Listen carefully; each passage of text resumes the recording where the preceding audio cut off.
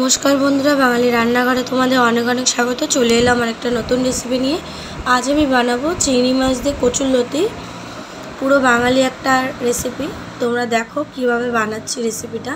যদি তোমাদের রেসিপিটা ভালো লাগে তো তোমরাও এরকমভাবে বানিয়ে খেয়ে দেখতে পারো। চিংড়ি মাছের কচুরলতি খুবই টেস্টি হয়, গরম ভাতের সাথে খেতে খুব ভালো লাগে। তো চলো কী কী উপকরণ লাগে দেখে নাও।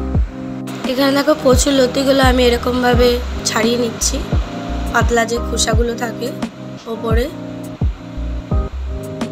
তোমরা ঘষেও নিতে পারো এরকমভাবে, যেগুলো পাতলা লেয়ার থাকে, খোসা থাকে না, হালকা পাতলা থাকে, সেগুলো এরকম ঘষে নেবে। দেখো আমার কাটা হয়ে গেছে, ধুয়ে নিয়েছি ভালো করে।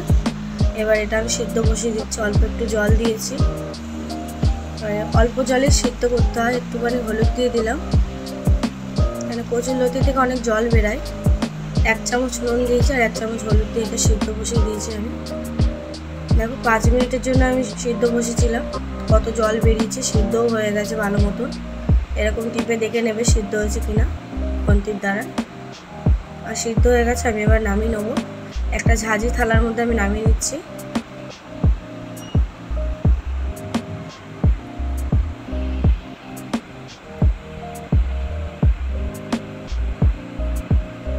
দেখো এখানে চিংড়ি মাছটা ভালো করে ধুয়ে নিয়েছি, ধুয়ে পরিষ্কার করে রেখেছি।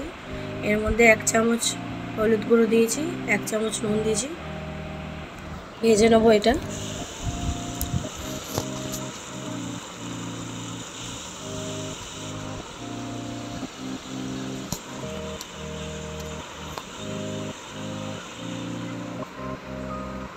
চিংড়ি মাছটা ভাজা হয়ে গেছে, কড়াই তেল দিয়ে দিচ্ছি। রেসিপিটা পুরো সরষের তেলেই হবে। দেখো কালো জিরে দিয়ে দিয়েছি 2 চামচ, আর কটা কাঁচা লঙ্কা ভেঙে দিয়ে দিয়েছি। 4-5টা কাঁচা লঙ্কা আমি ভেঙে দিয়েছি এখানে। এবার কচুরলতিগুলো দিয়ে দিলাম, তো নাড়িয়ে চাড়িয়ে নেবো ভালো করে।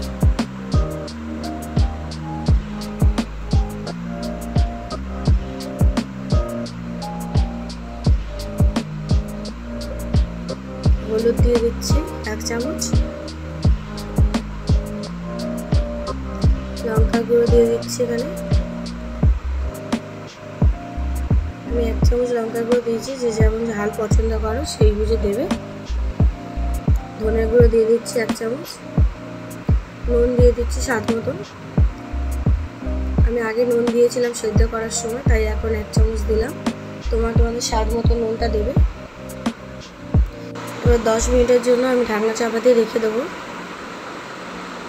দেখো 10 মিনিট পরে একটু মজে গেছে, কচুরলতিগুলো নরম হয়ে গেছে।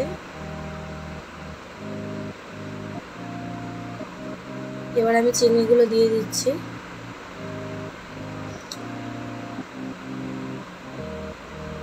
রেসিপিটা কিন্তু মিডিয়াম ফ্লেমে করতে হবে, হাই ফ্লেমে করলে পুড়ে যাবে। মাঝে মধ্যে একটু নাড়ি চাড়িয়ে নিতে হবে ঢাকনা খুলে খুলে। তো দেখো আমি আবার ঢাকনা চাপা দিয়ে দিলাম 10 মিনিটের জন্য। তো দেখো আবার 10 মিনিট পরে আমার আবার মজে গেছে। এবার আমার রেসিপিটা হয়ে গেছে অলমোস্ট পুরো। দেখো কি সুন্দর কচুরলতিগুলো পুরো মজে গেছে ভালো মতন। এবার চিনি দিয়ে দিলাম এখানে 1/2 চামচ।